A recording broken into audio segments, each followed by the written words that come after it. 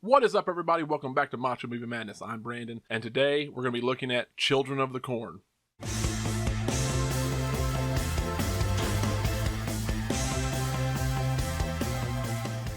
So I'm not actually going to lie to you guys. I've never actually seen this movie all the way through until last night. In the spirit of spooky season, we're going to be releasing some content here real soon. We're going to have a Halloween Ends review coming up. I think we're going to do something on David Gordon Green's trilogy and probably re-ranking the Halloween movies and maybe some other content. But for now, I had to get this off my chest because I've never seen this movie and I don't know why. I guess I just never watched it all the way. I think I've seen bits and pieces, never watched it all the way through. So I don't really know how everybody else feels about this, but I actually quite enjoyed it. Children of the Corn was released in 1984 and is based off of a Stephen King short story, and it is set in the fictitious town of Gatlin, Nebraska. Very small town, full of cornfields, out in the middle of nowhere. No one's around. Middle of the 80s, so no technology whatsoever, just old farmlands, old people. Now after the crop fails one year, the town folks, they turn to religions. They start praying for a successful harvest. This 11-year-old Isaac Kroner, this creepy-looking kid in a hat, looks kind of like a little Amish kid or something. He basically takes these kids and he indoctrinates them into a religious cult that is based around this bloodthirsty entity known as He Who Walks Behind the Rose. Now Isaac is a subordinate, this weird fucking redheaded ginger boy called Malachi. You sense a trend probably already. You're going to probably get a lot of that in the names of these children. Anyway, Isaac and Malachi lead the children of the town into this revolution where they murder all of their parents and all of the adults in the town. And I mean, the opening scene pretty much is showing them murdering these, the happy-go-lucky little community sitting there drinking their coffee in a diner. And when the time comes, Isaac is looking into this window of this diner with this fucking creepy look in his hat. And all the kids slowly start killing all of the adults. They're slipping poison into their coffee cups. They're slitting throats, snapping necks, cashing checks, clanging and banging. This little kid, Joe, poor thing, little bitty guy, sits there right in the middle of it, who wasn't a part of the indoctrination, is sitting there watching these kids kill all these old people, right? And Sarah, his sister, who is shown at the same time, who's not there, is laying in bed drawing these pictures of the incident of happening. She sees visions of things to come. That's the beginning of the movie. Now, 3 years later, fast forward, we have a young couple who's driving in a car cross country. I believe they're on their way to Seattle because why not? I don't know. He is a physician. And they're heading to Seattle in 1984, which would be probably a lot better than heading to Seattle right now, let's be honest. But Bert and Vicky, played by Peter Horton and Linda Hamilton, respectively. Linda Hamilton, you'd probably recognize from Terminator, which came out, I think, the same year, 84. They're driving across the country, and they're heading towards Gatlin. On the way, they are listening to the radio and having themselves a good little laugh and a chat, and they see this kid last second in the road who's trying to escape the cult and go get help. And they basically run into him on the road. I mean, just flat out plow into him with their car. Upon further inspection, when Bert got out to check the kid's throat had been cut and he had noticed there's some foul play before they even hit him. He searches around around the scene and notices his suitcase that the kid was trying to escape with, full of clothes and such, just off the highway. They're being watched by Malachi, who was the one that killed the kid. And he tells Vicky to wait in the car while this is all going on. It's actually a nice little suspenseful scene. I'm not going to lie, the movie, having not seen it before, I mean, I can see where maybe it's not really the scariest movie, but it's pretty intense. There's a lot of tense moments having not seen this. I was actually pretty impressed. I liked it a lot. So anyway, they leave the scene. They drive a few miles down the road and they happen upon a mechanic sitting out working on his truck with his dog. He is the last adult in Gatlin, and you come to find out that he is the last one in Gatlin and he is supplying fuel to the kids in exchange for his life. He leaves them alone. He shoos off any kind of strangers, which seems to be, I think he mentioned there's 3 cars in a month, so there's not very many people that go off the road and do the back road thing anymore and go through and comes through Gatlin. So he's done pretty good so far, warding off any potential danger to the kids or anybody coming into Gatlin. And he shoos them off pretty good. They think he's rude. They don't ask questions. They get in the car and they leave. At this point in time, the dog starts going crazy, starts barking. It shows a view like of the cornfields in the sky, and there's definitely some kind of fuckery about, something going on, some kind of force. The wind picks up and the clouds move fast. You can kind of see there's something going on. So now I'm thinking to myself, what kind of supernatural force is this? Is this just kids who are, who are crazy? When we got one religious zealot kid who's, indoctrinating these kids into being murderers, or is there actually a supernatural force? And then, somebody's there and he's kind of stalking the old man a little bit, and the old man finds the bloody collar or a rag or something that he's got around his dog's neck. He finds that, and so obviously they've killed, come to find out it's Malachi, and he kills the dog, and he eventually kills the old man. And this is something that is actually going to piss off Isaac later, and this inner struggle that they end up having, because Malachi is an absolute crazy psychopath, which, crazy ginger, right? Anyway, he's a complete psychopath, and he's tired of Isaac's stuff, but that's a little bit for later. So anyway, the couple, Vicky and Bert, they drive down the road towards the next town, and they see some signs, and they get all turned around that somebody's been messing with the signs. So they get turned around. They end up right back at the gas station, the old gas station where the old man was. Obviously, he's not there anymore. He's dead. And they're kind of pissed off at this point, thinking that the old man was just with them. So they decided that they're just going to go into Gatlin because it's the closest thing, and they need help right now. They've got a body in their trunk with this little boy that they hit, who had his throat cut beforehand, and they want to find some answers. Bert's determined to find answers. So they explore the town. They get to the town. They see no one's there. It's kind of creepy. The kids are obviously running around. They're watching them. It almost seems like they're in every house or every building at this point, watching this couple. They happen upon a house at the edge of town where they find Sarah, the girl earlier with the visions, upstairs drawing a picture. Now, earlier she had been caught with Job up there playing Monopoly, and games and having fun and listening to music is strictly forbidden in the cult. And that's one more thing where Malachi and Isaac differ, because Malachi was sticking kind of to the rules, and this is not allowed, but Isaac doesn't seem to want to punish the kids too much because of Sarah's abilities and have visions. So it's one of those things where he's a subordinate, and he doesn't want Malachi questioning him, and that seems to be a common thing going forward, basically starting already with Malachi and Isaac. But anyway, they find Sarah, and while Vicky stays with Sarah, Bert goes to check out the town. All this time, Job's out watching him, kind of seeing what's going on. The other kids are kind of stalking him. By this time, they decide, they realize they're there. Isaac and Malachi know they're there. So now they've decided they're going to sacrifice these adults for a ritual that night. And they make it to the house. They capture Vicky. They take Vicky out to the cornfields in the middle and then put her on this cross, basically.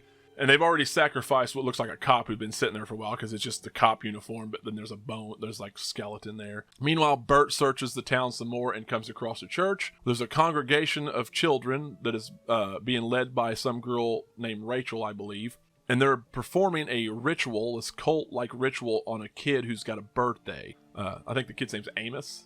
Again, very old school, right? So Amos is they're cutting a pentagram into Amos's chest, and they're going to drink the blood. They're planning on drinking the blood of this for this ritual. And so Amos is turning 19. Obviously, that's way too old for this cult, right? So now he's got to sacrifice himself, this passing of some sorts. They're basically going to be sacrificing himself to this beast, or this creature, this he who walks behind the rose, right? Bert actually scolds the children for performing this ritual, and he can kind of overpower these. They're children, obviously, right? And Bert's a healthy, young, strong guy. But he does get distracted, and Rachel slips in a knife and stabs him right in the chest. Now, Bert manages to get away, but being chased by the kids and Malachi, pretty much like the whole congregation of children in this cult, are now chasing Bert around town. Bert's trying to get away. He's hurt. It's a pretty cool, intense scene, him trying to get away. Now, Job actually, at this point, rescues Bert, and they find this old cellar, this basement under a house. This is where Job and Sarah tells him what's going on and what they've done with Vicky and what they intend to do with both of them. Now, it's around this time, I believe, that Isaac was scolding Malachi for killing Dale or Deal, the old man at the gas station, killing him for the only source of fuel. Malachi was sure that they had enough oil they could take care of themselves. Isaac sees it as treachery. Malachi, though, has finally had enough, and he's done dealing with his teachings. He's done with no results, what he thinks is no results. So he orders Isaac to be sacrificed instead. Isaac tries to resist and tries to tell him to seize him for betraying, but they all turned on Isaac and they strung him up on a cross just like they did Vicky. All while Isaac, who is just screaming bloody murder basically at them, pissed off, warns Malachi that sacrificing him will betray the pact that they had with he who walks behind the rose. And at this point, the children would all be severely punished for it. So the kids show Bert where the sacrifice is going to be made. They can see it outside of a barn into the field a little ways. That night, Bert sneaks up to save Vicky, and it's at this time that Amos walks in. He hears this beast growl or whatever, and he walks into the cornfield, and you can kind of basically hear him get eaten by this beast. And the beast like moves through the cornfields like almost like a trimmer, like from the Trimmer movie. And right after that, this supernatural light seems to take over Isaac, and they sacrifice Isaac, and he like shoots up into the air. And it was kind of weird, but it was like he almost got smited, but he shoots up in the air after this light took over him. At that time, Bert charges and rushes into Malachi and pushes him over, grabs Vicky and pulls her out and tells her to get back and run. All this time, things are starting to heat up. This like storm starts, and you can tell that the beast is pissed off. So Bert, after the fight and the struggle with Malachi, who he just kicks the living shit out of, he just bitch slaps him. He is actually able to convince the children and ask them if any of this ever happened before that he told them to kill their parents. He manages to convince them basically to abandon the cult and run for their safety. Right after that, Isaac appears, and he like reappears, revived by the he who walks behind the rose, or the entity, and he's all ashy looking, his hair's all messed up, but he looks even more demonic and like basically dead, right? Like a zombie. And he grabs him by the throat, and he says that the deity is basically pissed that he sacrificed Isaac, and now he's got to be sacrificed too, thus killing him. That's pretty much all you see from Isaac and Malachi the rest of the movie. Now, Bert, Vicky, and the kids all kind of take shelter in the barn as this storm approaches, and they end up finding a passage that Job gives to Bert, and Bert reads it, and it reveals basically how to stop he who walks behind the rose, and that the police officer strung up beforehand, that the skeleton you saw tried to do this before, tried to burn the fields down basically, and was murdered by Malachi before he could finish. So after they realize that this cornfield has to be destroyed in order to destroy this entity, they basically spray the corn. They get the shit ready. They basically burn down the cornfield. They spray it with gas and toss a Molotov cocktail and then burn the field down, essentially destroying and killing the demonic force, the entity, and Isaac. And you kind of see this spectacular light show for only 1984 could produce. After that's done, they all leave to go back to the car, but the car's been disabled by the kids. They don't have to walk the 19 miles to the next town over, but they did offer the kids a place to stay, and they did have kind of a final moment where Rachel, the old leader who stabbed Bert before, was in the back seat of the car when Bert was trying to get a map. She came up with a sickle, I believe, or a knife, and then tried to get him again, but he caught her and then got out of the car, and then Vicky's like slammed the door and knocked her ass out. It was kind of funny, but yeah, that was the end of it. They just walk off and the credits roll. So overall, I gotta say that I like the movie. It provided a lot of tense moments. I love old 80s horror anyway, so these supernatural slashers are always fun. Any kind of slasher's fun. So all in all, movie-wise, story-wise, I liked it. Acting wasn't really that bad. Linda Hamilton did a great job, as always. Peter Horton was awesome. I have to say, Vicky was a good and likable character. I have to say that I'm super impressed with Bert as a character. I mean, one thing I can appreciate about this movie and this character is how strong of a character he is. He's a physician. So he's well resourced. He's smart, and he's brave. And it's not even a bad way. You know, she tried to get him to leave the town several times, and you know, while you're watching, you're thinking, just leave, just go to the next town. It's weird, right? Like, you don't want anything to do with that. You want to get the hell out of there. It's creepy. You know, given the situation, them hitting this kid whose throat was slit, you know, it's one of those things where he had to find out what was going on. He never wavered. He never wanted to kill any of the kids. He never killed any of the kids. He just kind of beat the shit out of them a little bit, which was kind of hilarious, but awesome. Like, it just seemed like a really good, well-rounded character that you don't get to see too much anymore. It feels like I found myself liking every situation that he was in. I found myself liking every decision he made as a character, how strong and resilient he was as a character, as not just one who is protecting of his girlfriend or his girlfriend or wife or whatever, but also the kids, and trying to convince the kids that, you know, what they were doing was stupid and wrong. And I mean, and being not afraid to, you know, get his hands dirty when he needed to, you know, beat the hell out of Malachi. He is just a really good old school strong male lead, in my opinion. You know, he's not your Arnold Schwarzenegger type. He's just a normal guy, but he is a noble guy, and he's a brave guy, and he is still resilient and resourceful. And I really, really appreciated having that as a character. And Vicky really wasn't too bad either. She just kind of got overwhelmed by the kids naturally, and by that point, what are you going to do? You've been beaten, and she's still come off pretty strong for the most part here. John Franklin as Isaac. I liked him in this. It's creepy when you see kids speak like this and be this, you know, be this preacher type character. It's kind of weird, but and it's really creepy. Courtney Gaines as Malachi, super good, super creepy.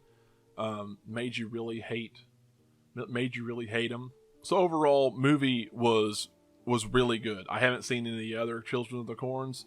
I doubt they're as good as this. I know this was a smaller budget of $800,000. I think it made like $14.6 million at the box office, so pretty decent for the time. But for such a low budget film, I thought it was pretty well executed and pretty well done. It was pretty lean. There wasn't a lot of filler. It got kind of where it was going and needed to go pretty quickly, I thought. I didn't think it hung around too much. You know, it was tense in the parts that needed to be tense, and it kept moving, and it was I just, like I said, I had a lot of fun watching it, and it seemed to go by pretty quick. Tense music, tense moments. A little cheesy at times. Obviously, it's an 80s movie. It's an old horror slasher movie. You know, the children's choir, the choir music was a little bit cheesy, but at the same time, I found myself being a little more creeped out by it than laughing at it. Like I said, there's a few scenes I laughed at, like Rachel getting the door kicked in on her and knocking her ass out at the beginning. They just left her there. You know, that was pretty funny.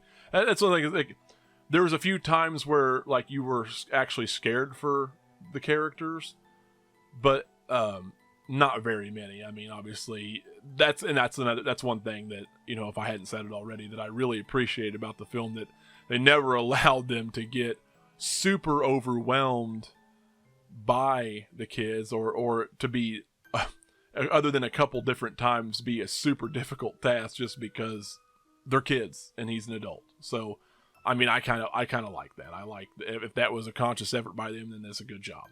But overall, yeah, I like the movie. I think I'd